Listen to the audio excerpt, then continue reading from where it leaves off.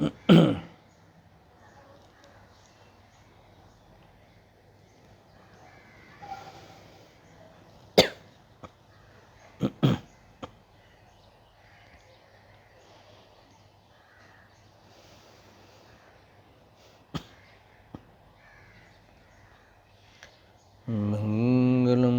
भगवान वीरो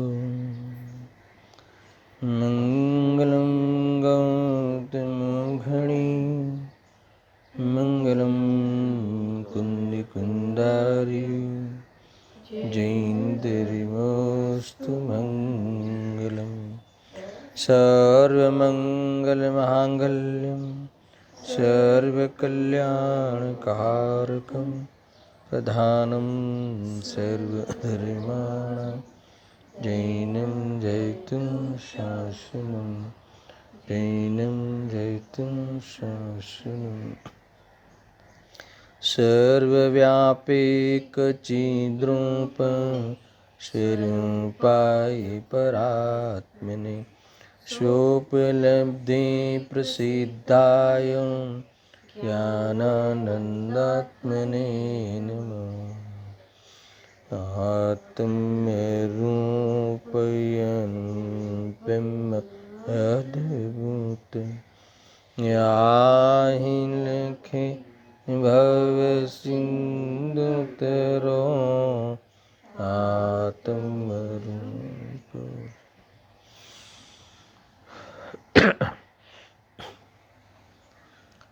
प्रवचन सार ज्ञान तत्व प्रज्ञापन महाधिकार का एक पेटा अधिकार, दूसरे नंबर का वह भी ज्ञान अधिकार।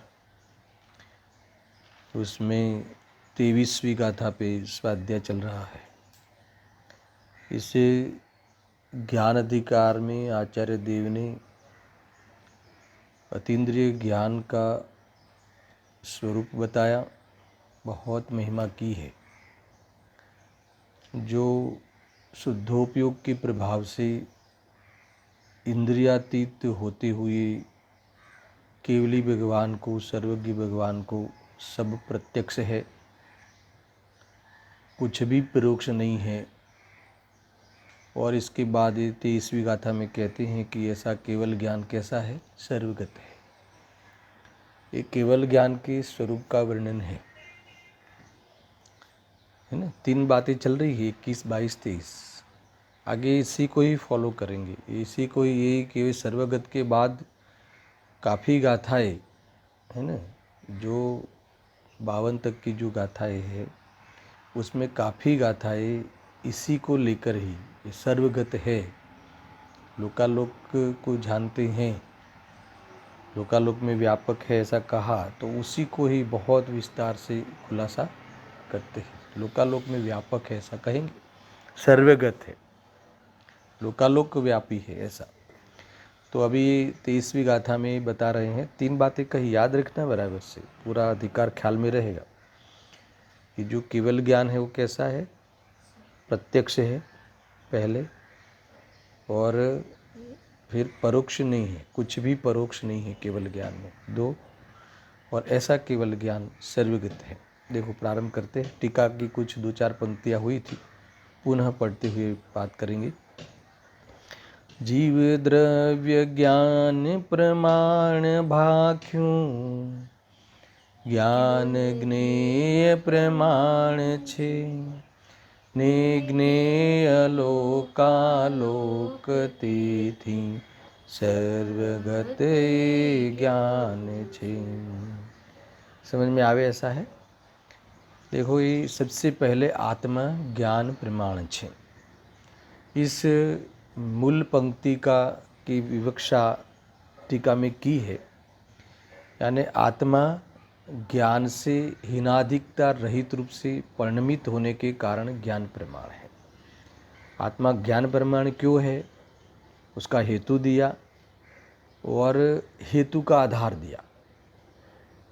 एक ही पंक्ति को पहले खोलते हैं आचार्य अमरचंद्र देव टीकाकार कि आत्मा ज्ञान प्रमाण है ऐसा क्यों कहते हो, तो हेतु क्या दिया कि आत्मा, देखो, ज्ञान से हीन अधिकता रहित रूप से परिणमित होने के कारण, है ना। क्या कहा? आत्मा ज्ञान से, ज्ञान यानी केवल ज्ञान लेना, यहाँ केवल ज्ञान की बात चल रही है ना।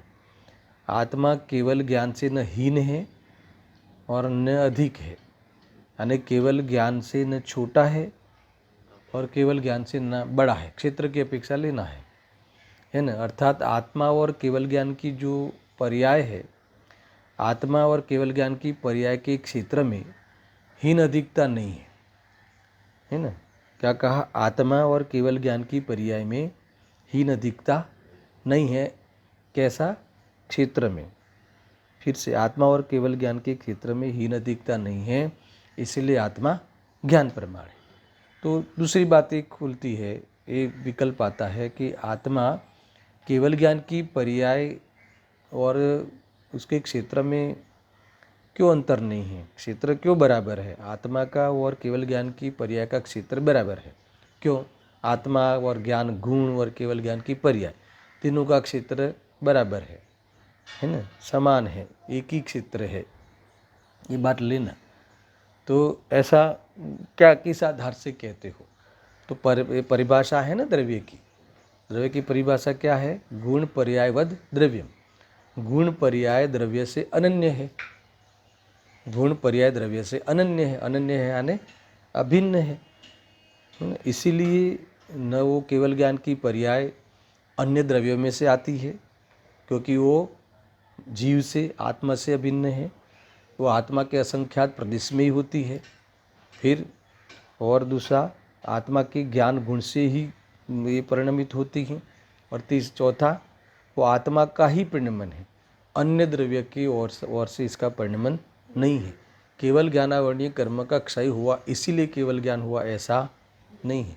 केवल ज्ञानावरणीय कर्म के क्षय के काल में ही केवल ज्ञान उत्पन्न होता है। और केवल ज्ञान का परिणमन है ना, वो है ना अपने स्वकाल से, द्रव्य क्षेत्र काल भाव से अभिन्न है ना वस्तु, तो अपने स्वकाल से स्वयं वह द्रव्य परिणमन करता है। कितनी बातें आई, है ना। गुण पर्याय वद द्रव्य, गुण पर्याय द्रव्य से अनन्य है। अर्थात आत्मा स्वयं अपने स्वचतुष्टय में सदाकाल विराजमान होता है, द्रव्य क्षेत्र काल भाव। इसलिए केवल ज्ञान की पर्याय अपने द्रव्य से अभिन्न होने से अपने द्रव्य के आधार से ही होती है, अन्य द्रव्य के आधार से नहीं होती। एक फिर से बोलता हूँ, और ज्ञान गुण अपने ही ज्ञान शक्ति, अपने ही सर्वज्ञ शक्ति का विकास होकर होती है, अन्य कोई द्रव्य के गुणों में से नहीं आती, है ना। शरीर के सहनन वाले पोषण में से नहीं आती, हड्डियों की मजबूताई में से केवल ज्ञान नहीं आता। समझ में आया कि?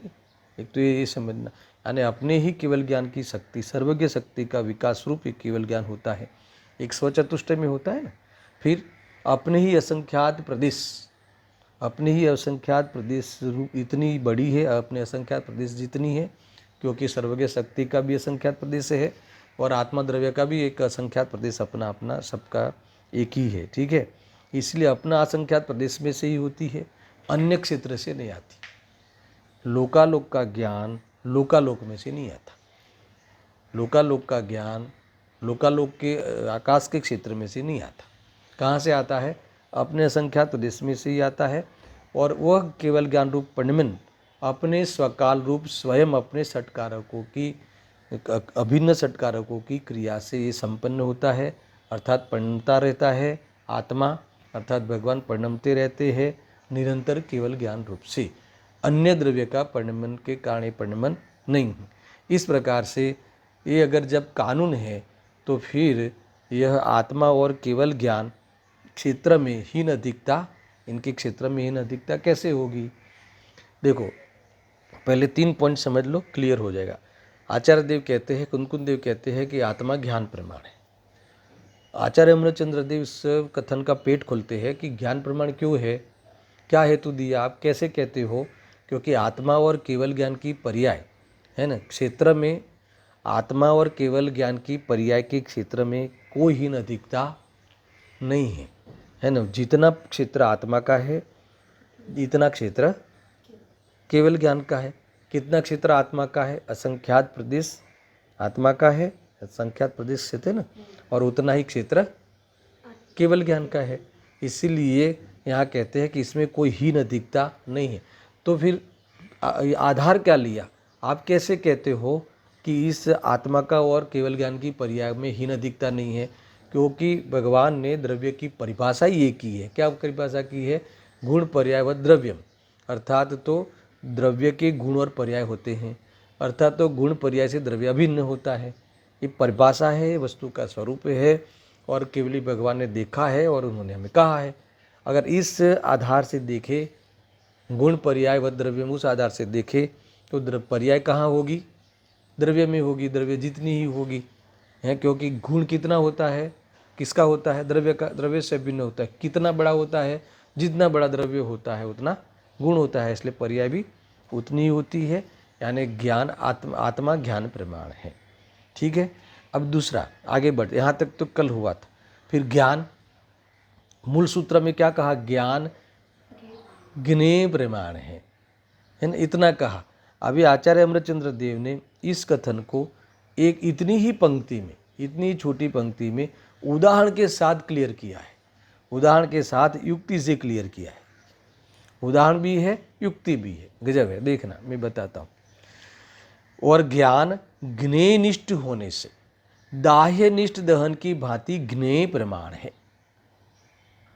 आत्मा ज्ञान प्रमाण है, फिर ज्ञान ज्ञेय प्रमाण है। समझ में आया? अब ज्ञेय प्रमाण है, उसका अर्थ पहले समझो। अभी ज्ञान का जो माप बताना है ना, कौन से ज्ञान की बात है यहाँ? केवल ज्ञान की बात। अभी केवल ज्ञान की बात चल रही है, दिमाग में रखना है ना। आत्मा ज्ञान प्रमाण है और केवल ज्ञान ज्ञेय प्रमाण है। अब केवल ज्ञान का माप निकालो। अब क्षेत्र वाला माप तो आ ही गया, मगर और माप बताओ। यानी एक समय की केवल ज्ञान की पर्याय का माप, यानी उसकी जानने का माप, उसकी जानने की शक्ति प्रकट हुई है तो उसका विकास का माप। उसका विकास का माप जितने ज्ञेय है विश्व में उतना प्रमाण ये केवल ज्ञान है। बराबर है? ये तो मैंने लगा दिया कि कितने हैं, मगर एक सामान्य कथन तो ये कहा था कि ज्ञान ज्ञेय प्रमाण है। फिर ज्ञेय कितने हैं वो तीसरे नंबर में आएगा कि ज्ञेय लोकालोक प्रमाण है। इतना ख्याल में आया? अभी हमारी बात चल रही है कि आत्मा ज्ञान प्रमाण है, वो तो बात होगी, मगर ज्ञान ज्ञेय प्रमाण है। उस पंक्ति की टीका, उस पंक्ति का भाव भाषण कैसे कराया है सुनना, बड़ा गजब का है। और ज्ञान ज्ञेयनिष्ठ होने से दाह्यनिष्ठ दहन की भांति ज्ञेय प्रमाण है। अभी तुम समझ में आया कुछ? दाह्यनिष्ठ दहन ये उदाहरण है, और इस उदाहरण के माध्यम से, ये उदाहरण किसको समझाया है ना? उदाहरण से फिर सिद्धांत समझना पड़ेगा ना। उदाहरण में ये बताया कि दाह्यनिष्ठ दहन, दहन यानी अग्नि, दहन यानी अग्नि, और दाह्य यानी ईंधन है ना। दाह्य यानी दाह्य जो जलता है, अग्नि में जो जलता है, जो ईंधन है ना, वो ईंधन। दाह्यकृत, दाह्य यानी ईंधन। अब ये उदाहरण दाह्यनिष्ठ दहन, पहले इतना समझ लो, ये उदाहरण। फिर कहते हैं कि दाह्यनिष्ठ जो दहन है, और फिर ऐसे ही ज्ञेयनिष्ठ ज्ञान, ज्ञान भी ज्ञेयनिष्ठ है। ज्ञेय ईंधन है और ज्ञान ज्योति है। क्या कहा? वहाँ ईंधन कौन है?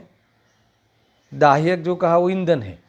कंडे की अग्नि, लकड़ी की अग्नि आता है ना, इस प्रकार से कोयले की अग्नि, तो कोयला, कंडा और ये लकड़ी क्या हो गया? ईंधन। और वो दाह्यकृत पदार्थ है, वो यानी ईंधन है। और दहन वो अग्नि है। अब सुनना, उसको मैं बिठाता हूँ कैसे ये दोनों में मेल करते हैं, कैसे इस उदाहरण को सिद्धांत में उतारते हैं, इसका तुम स्वरूप देखना। जी है ज्ञान अग्नि। पहले दाह्य और दहन, उदाहरण अलग ले लो। दाह्य और दहन, तो दाह्य क्या है? ईंधन, और दहन क्या है? अग्नि। ठीक है। अब यहाँ ज्ञान है वो ज्योति, ज्योति है ना, वो चमक, ज्योति। और ज्ञेय इसका ईंधन। ज्ञान ज्योति का ईंधन है, ज्ञान ज्योति का खुराक है। समझ आया ना? ये पूरे घे को कोड़िया कर लेता है एक समय में। या एक समय की केवल ज्ञान की पर्याय का माप क्या है? है ना, इसका प्रमाण क्या है, उसके जानने का माप क्या है, कितना जानता है, किसको जानता है, अथवा कितने इसका माप कैसे निकाले, उसकी शक्ति का विकास हुआ है, विकास कितना है, तो विकास ज्ञेय प्रमाण है।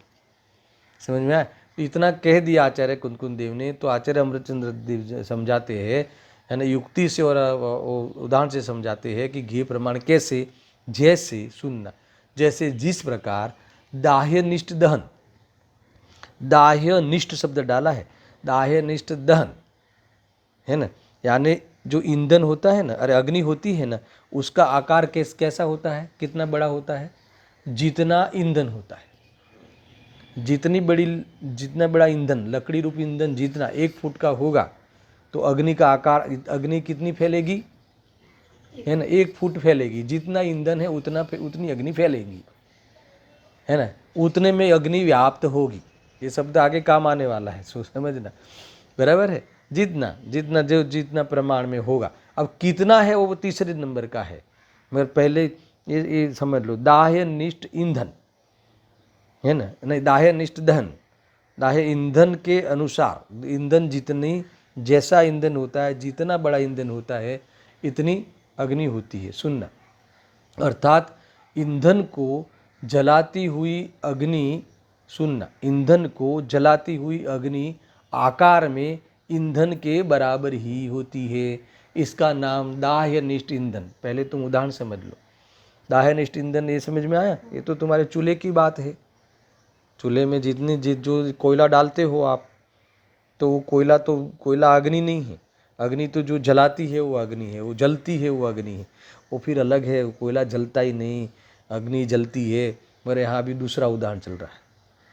ये पहले तुम समझ लो कि जो अग्नि जिसके अवलंबन से अग्नि होती है ना, अग्नि जिसके अवलंबन से जलती हुई होती है, जलन अग्नि में होती है, कोयले में होती ही नहीं। कोयला तो जलता ही नहीं है, कोयला का तो अवलंबन लेकर अग्नि जलती है। ये है रहस्य। तो ये इसीलिए वो गे में से तो ज्ञान होता ही नहीं। हमें समझ, गेयों का ज्ञान होता है मगर गे में से ज्ञान नहीं होता। जितने ज्ञे होता है उस आकार का ज्ञान होता है, जितने आकार के ज्ञे होते हैं उतने आकार का ज्ञान होता है। ऐसा निमित्त निमित्तिक संबंध है।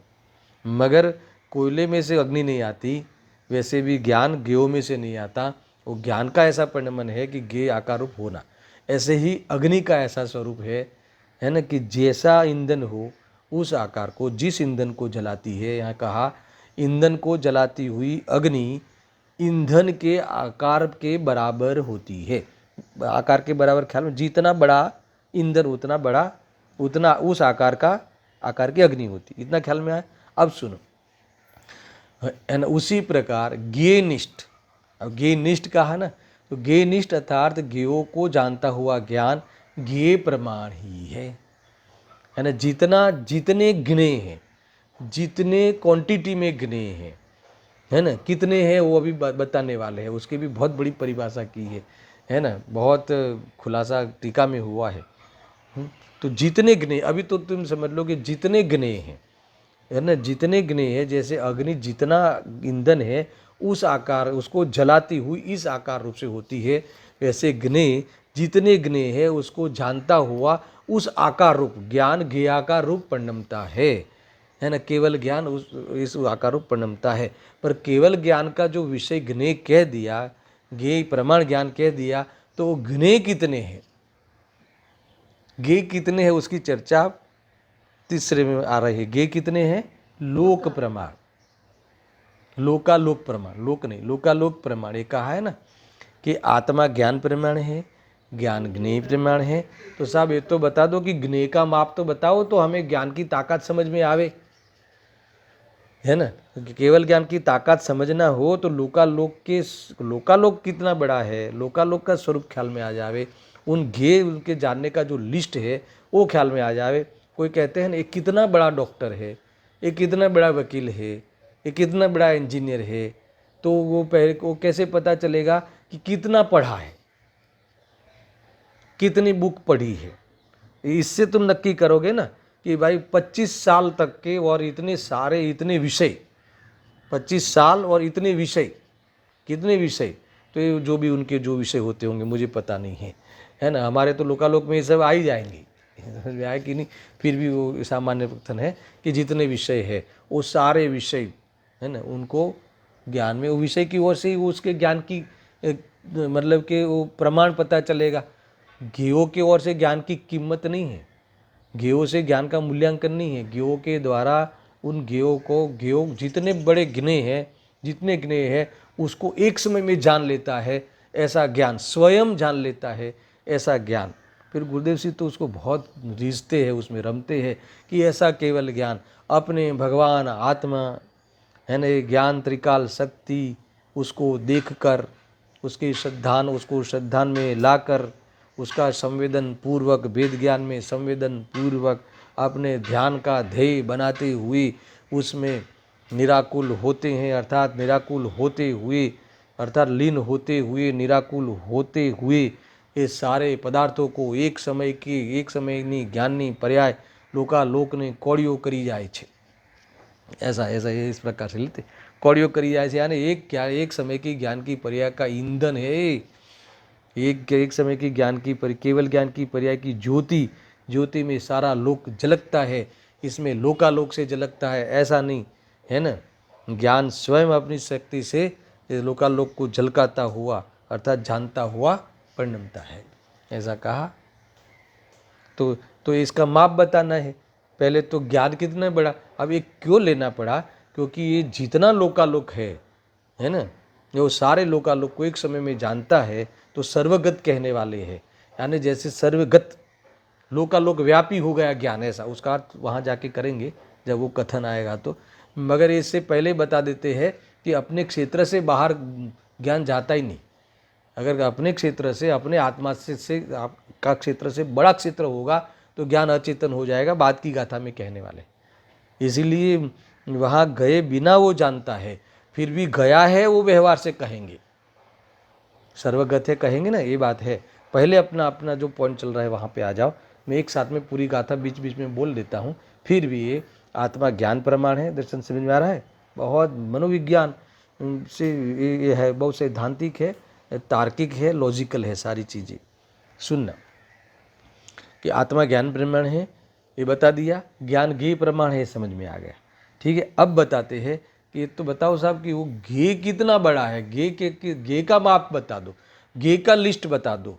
और ज्ञेय का लिस्ट बता दो तो हमें इतने ज्ञेयों को जानने वाला ये ज्ञान है तो हमें वो ज्ञान की महिमा आएगी, है ना। और ज्ञान की महिमा मात्र नहीं, ऐसा ज्ञान आत्मा में से आता है, सुनना, तो हमें आत्मा की महिमा आएगी। अरे आत्मा की मात्र महिमा नहीं, ऐसे आत्मा को अगर जब सेवन करते हैं, श्रद्धा करते हैं तो संसार का अभाव हो जाता है। मूल बात तो हमारा प्रयोजन तो ये है, अर्थात तो हमारा जानने की पराधीनता मिट जाती है, जानने की इच्छा मिट जाती है, इसलिए हमारे आकुलता मिट जाती है, यानी निराकुल हो जाते हैं, सुख भी अतिंद्रिय प्रकट हो जाता है। ऐसे जीवों की ऐसी उपलब्धि होती है, ये निधान प्राप्त हो जाते हैं इनको, है ना, लब्धियाँ प्राप्त हो जाती है केवली भगवान को। ये बात यहाँ आई है। देखो आत्मा के स्वरूप को आप अच्छी तरह से भली भांति, है ना, हमें उसका ख्याल में आना चाहिए, हमारे स्वरूप को ख्याल में आना चाहिए, इतना आनंद आएगा। देखो यहाँ कहा, और ज्ञान ज्ञेय निष्ठ होने से दाह्य निष्ठ दहन की भांति ज्ञेय प्रमाण है। ठीक है, अब ज्ञेय सुनना, ज्ञेय कितना है, तो आचार्य कुंकुन देव ने तो संक्षिप्त में कह दिया ज्ञेय लोकालोक प्रमाण है। इसके बाद ये कह के क्या कहना है वो फिर चौथी पंक्ति में आएगा। 4 स्टेप में ये गाथा हमने समझी है। ठीक है, अब सुनना, अब ये टीका लोक प्रमाण है ना, लोकालोक प्रमाण है ना, तो लोकालोक का स्वरूप बताते हैं यहाँ।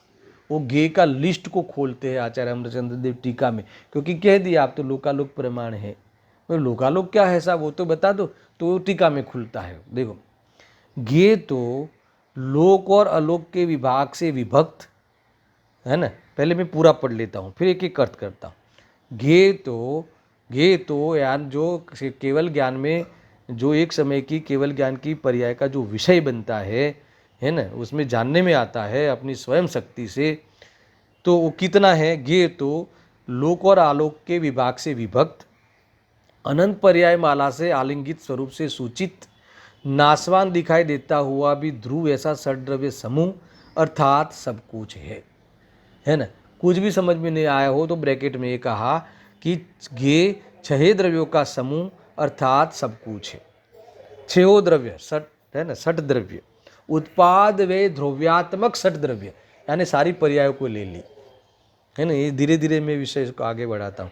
उत्पाद व ध्रुव्यात्मक क्या है, षट द्रव्य के समूह को, यानी उत्पाद व क्यों ले लिया, तो सारी पर्यायों को कवर कर ली। तो ये त्रैकालवर्ती पर्यायों सहित लोकालोक के पदार्थों को एक ज्ञान का, ये वास्तव में ज्ञान का ग्नि है, ऐसा समझ लो। पर इन्होंने जो खोला है मैं फिर से थोड़ा सा बताता हूँ, समझना। मैं देखो, ये तो लोक और आलोक के विभाग से विभक्त है ना। ये लोक और आलोक क्या है, तो ये जो आकाश है ना, आकाश द्रव्य, आकाश द्रव्य के को 2 प्रकार से कहते हैं, लोक और आलोक 2 प्रकार से 2 विभाग किए ना। तो आकाश 2 नहीं है, पहले समझना। आकाश के 2 प्रकार नहीं है, अपेक्षा से आकाश के 2 विभाग किए, लोक और आलोक, ठीक है। तो आकाश पहले समझ लो, आकाश तो अनंत है, अनंत प्रदेशी है, यानी उसका कोई अंत नहीं है। 10 दिशाओं में आकाश व्याप्ता है, अनंत है, ठीक है। और ऐसे अनंत आकाश के मध्य में, अब इतने मध्य में बिंदु जैसा, माप में देखे तो 343 घन राजू है ना, माप है लोक का। वहाँ ऐसा एक भाग है बिंदु जैसा, पहले ही समझ लो, आकाश के मध्य में, बीच में, मध्य में बिंदु जितना, अनंत आकाश की अपेक्षा बिंदु जितना है ना, ऐसा विभाग है कि जिस विभाग में आकाश तो सर्वत्र होने से स्वयं है ही, पर इसके अलावा और बाकी के 5 द्रव्य भी एक साथ उसी क्षेत्र में पाए जाते हैं। यानी जिस क्षेत्र में 6 द्रव्य एक साथ पाए जाए, उस आकाश का उस विभाग को लोक कहते हैं, विश्व कहते हैं, दुनिया कहते हैं, अभी की भाषा में वर्ल्ड कहते हैं। समझ में आया ना, इतना समझ में आया दर्शन, बहुत अच्छी डेफिनेशन है। तो ये हुआ, तो आकाश तो सर्वत्र है, इसलिए आकाश तो स्वयं है ही वहाँ पे, अखंड रूप से है ना आकाश, तो कोई विभाग नहीं करना है। और आकाश तो अखंड है ही, पर आकाश का वो अखंड स्वयं है, उस आकाश का ऐसा कोई विभाग, यानी मध्य का विभाग, कि जो माप में लेवे तो 343 घन राजू, माप लिखा है 343 घन राजू, और ऐसे पुरुष आकार, पुरुष ऐसे 2 हाथ रख के खड़ा हो ना, तो इस आकार में सारा डायमेंशन दिया हुआ है ना। और देखा जाए और उसको विस्तार करे, अपना विषय नहीं है, पर करे तो 3 लोक है ना, मध्य लोक, अधोलोक, मध्यलोक और ऊर्ध्वलोक, ये 3 लोक में विभाजित ऐसा 343 घन राजू जितना स्पेंड करता हुआ एरिया है ना। और आकाश के मध्य में, इसको बिंदु जितना ही कहेंगे अनंत आकाश की अपेक्षा, कि जहाँ स्पेस कोई लोक नहीं है, यहाँ जहाँ कि आकाश तो स्वयं है, और इसके अलावा बाकी के भी 5 जाति के द्रव्य और संख्या अपेक्षा कुल अनंतानंत द्रव्य विराजते हैं अपने गुण पर्याय सहित। अब विराजते पर्याय को अभी दाखिल करेंगे। ऐसा विभक्त कहा ना, लोक और आलोक में विभक्त, ऐसा। और आगे ये तो लोक और आलोक के विभाग से विभक्त, और आगे अब वहाँ कौन विराजते हैं, ये जो कहा ना द्रव्य, षट द्रव्य, इसका खुलासा करते हैं। अनंत पर्याय माला से आलंगित स्वरूप से सूचित, यानी क्या, कि वो वहाँ जो रहते हैं आकाश स्वयं और बाकी के 5 द्रव्य, वो कैसे है, अनंत पर्याय माला से आलंकित। कितनी बातें कही है, गजब के, देखो विचक्षण बुद्धि होती है आचार्य देव को। क्रमबद्ध भी यहाँ कह दी और उत्पाद वाला द्रव्य भी बता दिया कि वहाँ कौन रहता है, वह को जो ज्ञान होता है ज्ञेय वो कौन है। तो यहाँ कहते हैं कि लोक अलोक के विभाग से विभक्त और अनंत पर्याय माला से आलिंगित स्वरूप से सूचित, यानी अनंत पर्याय है ना, अनादि तक, अनादि से तो हो ही रही, अनादि से आज तक की अनंत पर्याय, और आज से अनंत काल तक अनंत पर्याय होती है उन द्रव्यों की। और कैसी होती है, पर्याय माला से आलिंगित, पर्याय माला शब्द डाल दिया, माला शब्द डाल के क्रमबद्ध की सिद्धि कर दी। जैसे माला में एक के बाद एक मोती आता है ना, आगे पीछे नहीं होता। ये मान लो कि 5 नंबर का मोती पहले नंबर में लाना हो तो माला तोड़नी पड़ेगी, मगर ये माला टूटने वाली माला नहीं है, ये तो नेचुरल है, आलंगित, यानी क्षेत्र से समझाते हैं प्रवचन सार में आगे समझाने वाले। जैसे ये 100 स्क्वायर फीट है, तो ये जो ए वाला 1 स्क्वायर फीट, इसके बाद ये वाला 1 स्क्वायर फीट, पर ए वाला वहाँ नहीं ले जा सकते। जैसे क्षेत्र खंडित नहीं होता, ऐसे काल भी खंडित नहीं होता। और जो पर्याय के बाद जो पर्याय आने वाली है, एक पर्याय के बाद दूसरी, दूसरे के बाद तीसरी, पर जो आने वाली है वो ही आएगी। ये हो गई पर्याय माला। ऐसे अनंती पर्यायों वाले, अनंत पर्याय होती, अनंती होगी ना, द्रव्य है तो अनंती हुई है और अनंती होगी। अनंती पर्याय माला से तो गुजर ही रहा है द्रव्य, और अनंती पर्याय माला में जाने वाला है। और वो सारी अनंती पर्याय माला से सूचित, वो सारे पर्याय माला, वो सारी पर्यायों का प्रकट ज्ञान, समझ में आया ना, सूचित शब्द डाला।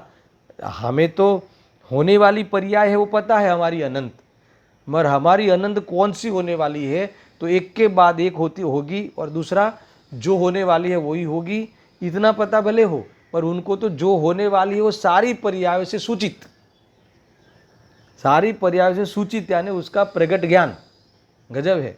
सूचित नाशवान दिखाई देता हुआ भी, और दूसरा नाशवान दिखाई देता हुआ भी ध्रुव है ऐसा, यानी पूर्व की पर्याय नाश हो गई है, वो भी उससे भी आलंगित, और नई पर्याय का उत्पाद होना है उससे भी आलंगित, और सदा ध्रुव रहने वाला है ऐसा द्रव्य, यानी उत्पाद व ध्रुव्यात्मक। कौन है उत्पाद व ध्रुव्यात्मक?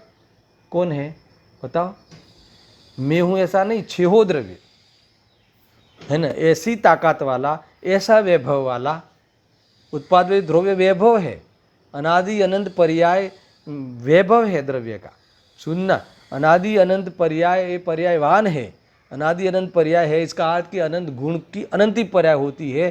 तो ऐसे गुण पर्यायवद द्रव्यम, ऐसा वैभव वाला द्रव्य है, खाली नहीं है द्रव्य। समझ में आया कि नहीं?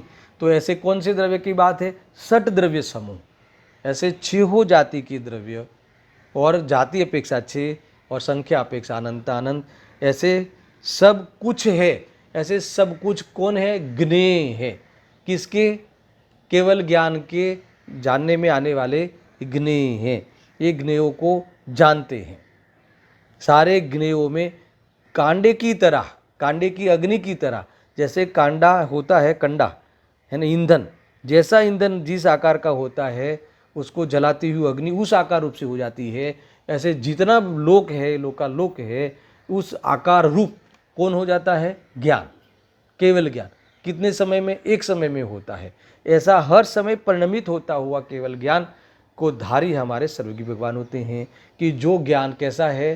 प्रत्यक्ष है, और कुछ भी परोक्ष नहीं है, और सर्वगत है। अब कहने वाले तीसरा विशेषण, सर्वगत है। क्यों सर्वगत है? कि आत्मा ज्ञान प्रमाण है, ज्ञान ज्ञेय प्रमाण है, और ज्ञेय लोकालोक प्रमाण है। और इसीलिए यहाँ कहते, इसीलिए ज्ञानम तु, ज्ञान कैसा है? सर्वगत है, सर्वव्यापक है। इस लिटि का अब आचार्य अमृतचंद्र देव क्या कहते हैं, सुनना। ऐसा षड्द्रव्य समूह अर्थात सब कुछ है। ज्ञेय, ज्ञेय कितने? आत्मा कितना बड़ा? आत्मा कितना? ज्ञान प्रमाण, केवल ज्ञान प्रमाण। केवल ज्ञान कितना बड़ा? केवल ज्ञान का माप क्या? ज्ञेय प्रमाण। तो सब बताओ, ज्ञेय कितना? अब एक शब्द में लेना हो तो ज्ञेय 6 द्रव्यों के समूह अर्थात सब कुछ है। ज्ञेय कितने हैं? 6 द्रव्यों के समूह। 6 द्रव्य कैसे है? उत्पाद व ध्रुव्यात्मक, यानी उत्पाद व ध्रुव्यात्मक एक समय में है कि अनादि से है? अनादि से है, अनंत काल तक है, यानी अनंत पर्यायों से आलिंगित है ना। और आगे कहते हैं कि नाशवान दिखाई देता हुआ भी ध्रुव, ऐसे उत्पाद व ध्रुव्यात्मक लोक समूह अथवा ऐसे द्रव्य के समूह, ऐसा विश्व और आलोक आकाश भी सब क्या है? सब कुछ ज्ञेय है। किसके ज्ञेय है? ज्ञान की, केवल ज्ञान की एक समय की पर्याय का ईंधन है, एक समय की पर्याय का विषय है। उस ज्ञेयाकारों के निमित्त से है ना, उस ज्ञेयाकार के परिवर्तन रूप ज्ञान भी अपनी स्वयं शक्ति से, अपने स्वयं षटकारकों से अभिन्न होने से अपने हर समय उस रूप परिणमित होता हुआ वर्तता है निरंतर। केवल ज्ञान, केवल ज्ञान, केवल ज्ञान कहाँ से आता है? तो पर में से नहीं आता, लोकालोक में से नहीं आता, केवल ज्ञान की शक्ति में से ही ये आता है। वो आत्मा के ही शक्ति का गोदाम है, उसी का ही ये व्यक्तिपना है, व्यक्तपना है। ऐसा जानना। अब इतना ही नहीं, इसीलिए षड्द्रव्य समूह से सब कुछ ज्ञेय है, इसीलिए आत्मा कैसा है, सर्वगत है। देखो अब इसकी ये सर्वगत कह दिया मूल में, तो अब ये सर्वगत है उसका भी भावासन आचार्य अमरचंद्र देव कराते हैं। कैसे कराते हैं, इसीलिए है ना, ज्ञेय छहों द्रव्यों का समूह अर्थात सब कुछ है इस केवल ज्ञान का विषय। इसीलिए निशेष आवरण के क्षय के समय ही वापस वो बातें आ गई। कौन सा निशेष, यानी सारे कर्म, घाती सब कर्म के आवरण के क्षय के समय ही, जैसे क्षय होते हैं उस समय ही लोक और अलोक के विभाग से विभक्त समस्त वस्तुओं के आकारों के पार को प्राप्त करके, ख्याल में आया ना, जैसे ही चार घाती कर्म का, जो घाती कर्म का क्षय होता है ना, उसी समय ही, उसी क्षण ही समस्त ये लोकालोक जो ज्ञेय बताया वो केवल ज्ञान की पर्याय, जो आत्मा प्रमाण है, आत्मा केवल ज्ञान प्रमाण है, ऐसी केवल ज्ञान की पर्याय वो ज्ञेय प्रमाण है। तो ये सारे विभक्त अलोक और लोक के विभाग से विभक्त ये सारे आकाश को, षड्द्रव्य समूह, उस कारक, उस वस्तुओं के आकारों को, आकार यानी शेप नहीं, आकार यानी उसके स्वरूप, शेप तो स्वरूप में आ ही गया, आकार का अर्थ अकेला शेप नहीं लेना इस विषय में, आकार का अर्थ लेना स्वरूप, तो शेप तो स्वरूप में आ ही गया, उसका जो भी स्वरूप हो, आकार के अंतर्गत, स्वाद के अंतर्गत, है ना, और अन्य आत्मा हो तो ज्ञान के अंतर्गत, राग के अंतर्गत, सारा राग रूप परिणमित हो तो राग रूप परिणमित, लिश्या रूप परिणमित हो तो लिश्या रूप परिणमित, सारे आकारों के पार को प्राप्त करके, अब पार को प्राप्त करते हैं यानी उसको पार कर लेते हैं, यानी पार पा जाते हैं, यानी सब जानने का समाप्त हो जाता है, सब जानने में आ जाते हैं, कोई भी बाकी नहीं रहता। यानी सारा, हम नहीं कहते कि भाई बद्दू ज पार पाड़ी दी तू, यानी सब हो गया, यानी कोई भी बाकी नहीं रहा। आगे सुनना, इतना नहीं है ना, पार को प्राप्त करके इस प्रकार अच्युत रहने से ज्ञान सर्वगत है। अभी इतना का अच्युत रहने का अर्थ एक बहुत बढ़िया निकाला है। अच्युत का अर्थ है किसी को भी जानने से च्युत नहीं रहता, है ना। एक तो ये गुरुदेव सिंह ने अध्यात्म एंगल से कहा कि अच्युत का अर्थ है कि केवल ज्ञान वैसा का वैसा रहता है, यानी चलायमान नहीं होता। केवल ज्ञान मतलब कि कोई छोटा नहीं हो जाता, है ना, बड़ा नहीं हो जाता, पूर्ण प्रकट हो जाता, फिर बड़े की क्या बात है, कुछ भी बाकी नहीं रहता। ये तो सामान्य रूप से कहते हैं कि और जितने भी लोकालोक हो तो सबको जान लेता केवल ज्ञान, मगर ये सामान्य कथन है, शक्ति को बताने के लिए कहते हैं, बाकी नहीं रहता, फिर बाकी रहने की बात कहाँ है ना। ये तो कभी कभी तो ऐसा लगे कि केवल ज्ञान का अपमान हो जाए, समझ में आया ना। अभी और भी लोकालोक होते तो जान लेता, अरे तो केवल ज्ञान छोटा हो गया, और नहीं होता ही नहीं, और जितने हैं वो सारे जानने में आ गए। अब क्या कहते हैं, यानी और वैसे के वैसा रहना, और भी अर्थ करते हैं कि अपने से च्युत नहीं होते हुए, अपने से अभिन्न रहते हुए, समझ में आया ना, सबको जानते हैं, सबको जानना होता है केवल ज्ञान को, केवल ज्ञान में। इसलिए ज्ञान कैसा है, अब मेन बात आती है, ये छोटी बात आएगी, छोटा एक शब्द आएगा और इसमें कई गाथाएं खुलेगी, अब बाकी की काफ़ी गाथाएं इस शब्द में खुलेगी। इसलिए ज्ञान कैसा है, सर्वगत है। सर्वगत है यानी लोकालोक व्यापी है। अब लोकालोक में व्यापता है, मैंने कहा था ना, अग्नि जितना जो ईंधन है इसमें फैल गई, तो ये ज्ञान कहाँ फैल गया, पूरे लोकालोक में फैल गया। तो ये लोकालोक में जाता नहीं, सुनना बराबर से, ये तो आत्मा के, देखो वैसे तो एक केवल ज्ञान तो गुण पर्याय द्रव्यम, यानी गुण और पर्याय, अपने आत्मा का भी असंख्यात प्रदेश, वही असंख्यात प्रदेश गुण का, वही असंख्यात प्रदेश केवल ज्ञान की पर्याय का, यानी ये सब अपने ही द्रव्य में होने से, केवल ज्ञान की पर्याय आत्मा से उतने ही असंख्यात प्रदेशी में होने से और उससे ही अभिन्न होने से वास्तव में तो आत्मगत है, मगर सबको जानता है, इस अपेक्षा लोक में चला गया, है ना। सर्वगत, सर्वगत, गत का दो अर्थ निकलता है। गत का अर्थ होता है गत यानी गमन, यानी जाना, और गत का अर्थ होता है जानना, जाना और जानना, समझ में आया ना। तो ये जानने को भी जाना कहते हैं। एक तो ये है, पहले तो यहाँ सर्वगत का अर्थ तो लेना है, सबको जानता है, जानने रूप हो जाता है। समझ में आया ना। और जाना का अर्थ, जानने का, जाना का अर्थ है ना, गत का अर्थ जाना और जानना। तो जानने में भी जाना कह देते हैं। हम कहते हैं ना, मेरी नज़र वहाँ चली गई, अरे वो सारे पदार्थों में मेरी आंखें चली गई, वो पदार्थों में मेरी आंखें घुस गई, मेरा ज्ञान वहाँ पसार हो गया, मेरा ज्ञान वहाँ होता हुआ चला। ये सब कहते हैं ना, कहने को ये सब व्यवहार कथन है, कोई लोक बोक में जाता नहीं है। मगर सर्वगत इसलिए कहते हैं, व्यवहार से सर्वगत है।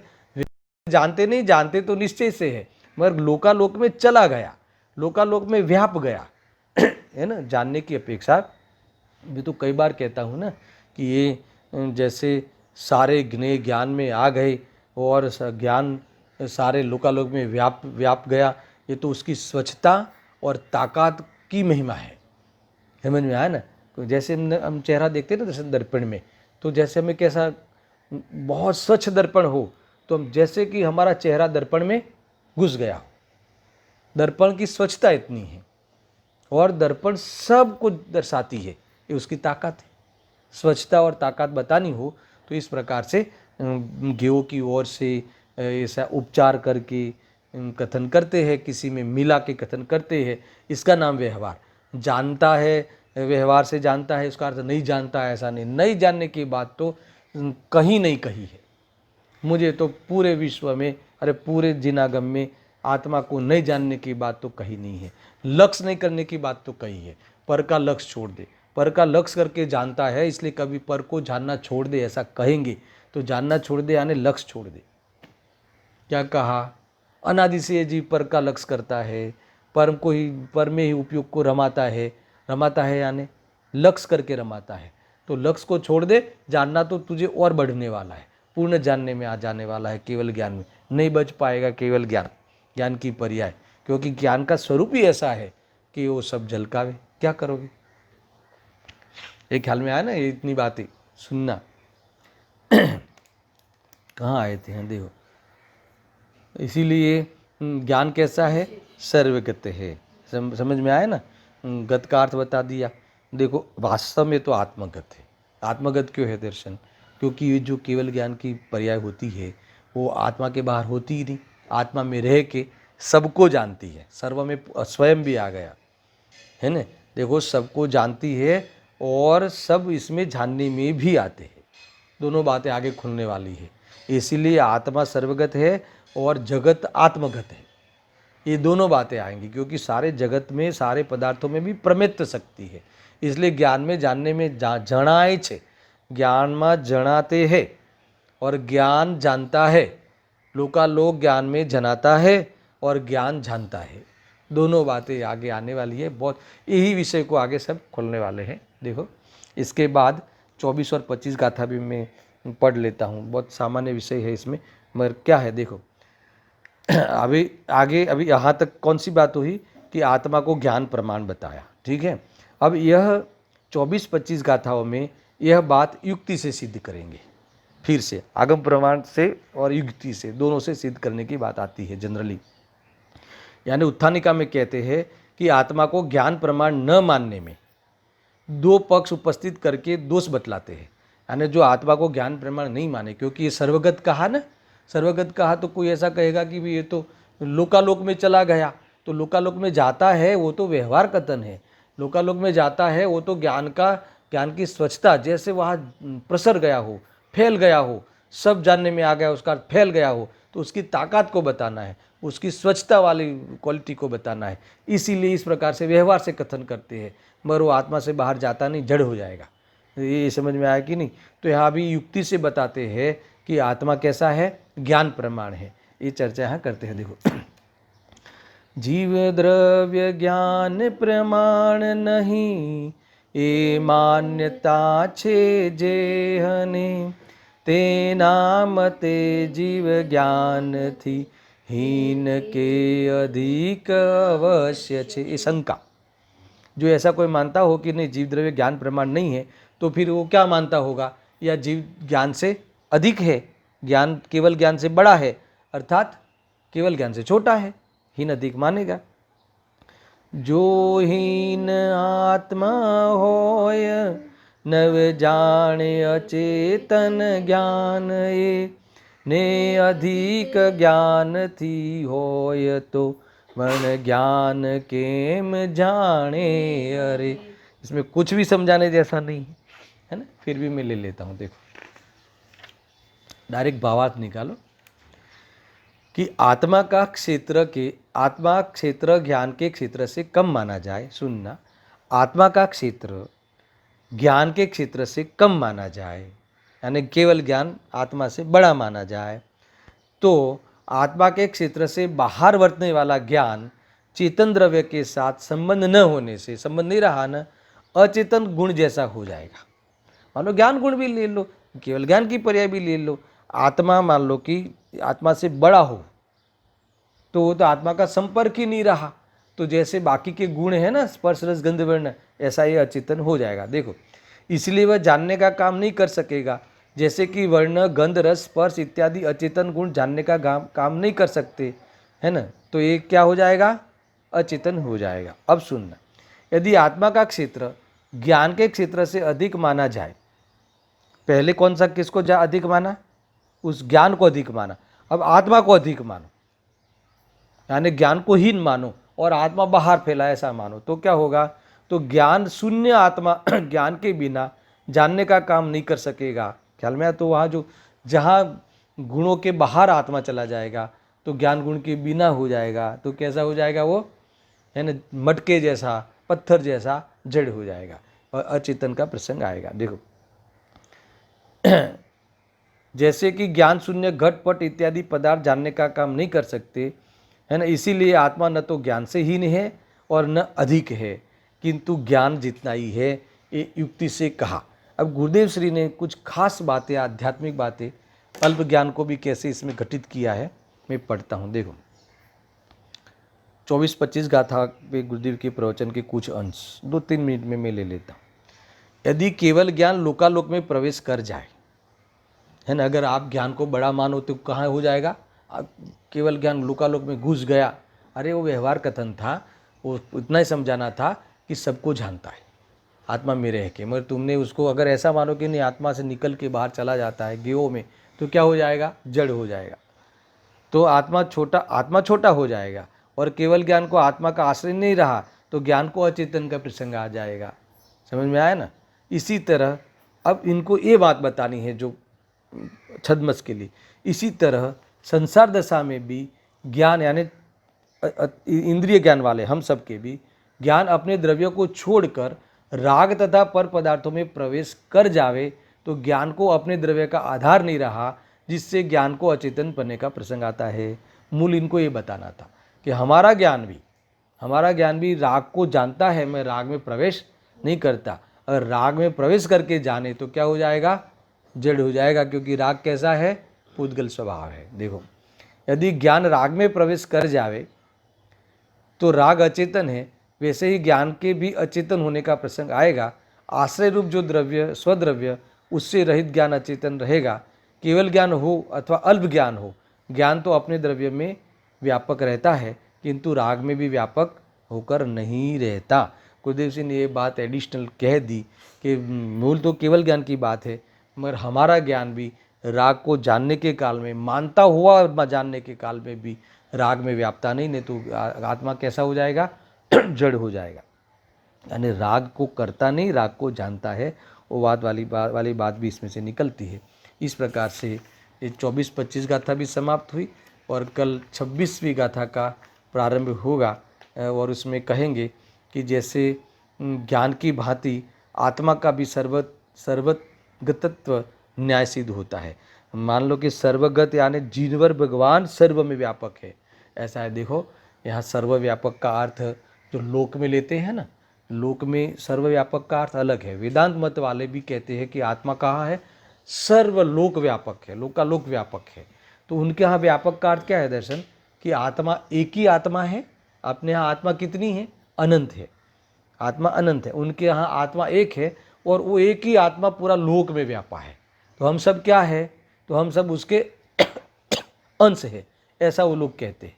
फिर और पूछते हैं कि तो मेरे मकान दिखता है वो क्या है, तो क्या वो माया है, छल है, ऐसा कहते हैं वो लोग। ये तो इस प्रकार से सर्वगत नहीं, सर्वगत का अर्थ अपने यहाँ जो सर्वव्यापक कहा है उसका अर्थ इतना ही है कि सबको जानता है। एक और बात आती है कि खरेखर आत्मा सर्वगत है, वो व्यवहार से है, और आत्मगत है, वो निश्चय से है ना। यानी आत्मा देह प्रमाण है, संसार के अंदर रहेगा तो देह प्रमाण, यानी देह जिस देह में रहेगा उस आकार में आत्मा रहेगा, और जब सिद्ध बनेगा तब किंचित न्यून अंतिम देह आकार होगा, उस आकार में रहेगा। ये इतना असंख्यात प्रदेश का विस्तार होगा। समझ में आया? तो आत्मा कैसा हो गया, ज्ञान कैसा हो गया, आत्मगत। समझ में आया? तो ये आत्मगत है, मगर इसमें भी कोई देह प्रमाण जब कहते हैं तो कोई ऐसा कहता है कि ये देह में भी जितना हृदय है ना, हृदय उतना ही आत्मा है, ये हाथ पैरों में आत्मा नहीं है, ऐसा मानता है। कुछ न कुछ कल्पना करते हैं लोग, गप्पे मारते हैं। देह और आत्मा सदा भिन्न है, वो तो देह के संयोग में रहता है। जिस देह में रहता है उस आकार का स्वयं अपने आत्मा में उस आकार का होने का उस प्रकार का धर्म है। तो उस होता है, संकुचित विकासत्व शक्ति होती है। चींटी के शरीर में चींटी के आकार का, हाथी में हाथी के आकार का होता है, फिर भी इसका वास्तविक परिणमन नहीं है। वास्तव में तो फिर स्थिर रहना है ना, वो अपने अंतिम आकार ले लेते हैं। किंचित न्यून, जो कान और नाक में जो गैप रहती है ना वो पूरी हो जाती है, शरीर कपूरवत उड़ जाता है, और आत्मा जो अंतिम खड्गासन हो या पद्मासन, जिस आसन में शरीर होता है उस आसन रूप से आत्मा विराजमान लोकाग्र हो जाता है, सिद्ध बन के सिद्धों के पेट में विराजमान हो जाते हैं। और सदा काल फिर वो आकार भी बदलता हो तो उसी प्रकार का आकार है। बदलना यानी परिणमन तो होता है ना, तो वो उसी प्रदेशत्व शक्ति का तो उसी प्रकार का आकार बना रहता है, छोटा मोटा नहीं होता। यानी ये स्वभाव व्यंजन पर्याय हो गई। विभाव व्यंजन पर्याय अर्यंत तक होती है, क्योंकि आकार अभी भी बदलने वाला है। फिर आकार वही का वही रहता है, वैसा का वैसा रहता है, वही का वही नहीं। बदलता तो है, मगर वैसा का वैसा बदलता है, केवल ज्ञान की जैसा, सिद्ध दशा की जैसा। इस प्रकार से सारी बातें समझ लेना। और अब 26वीं गाथा कल हम स्वाध्याय में लेंगे। सहजानंदी शुद्ध स्वरूपी अविनाशी हूँ आत्मस्वरूप। सहजानंदी शुद्ध स्वरूपी अविनाशी हूँ आत्मस्वरूप। सहजानंदी शुद्ध स्वरूपी अविनाशी हूँ आत्मस्वरूप।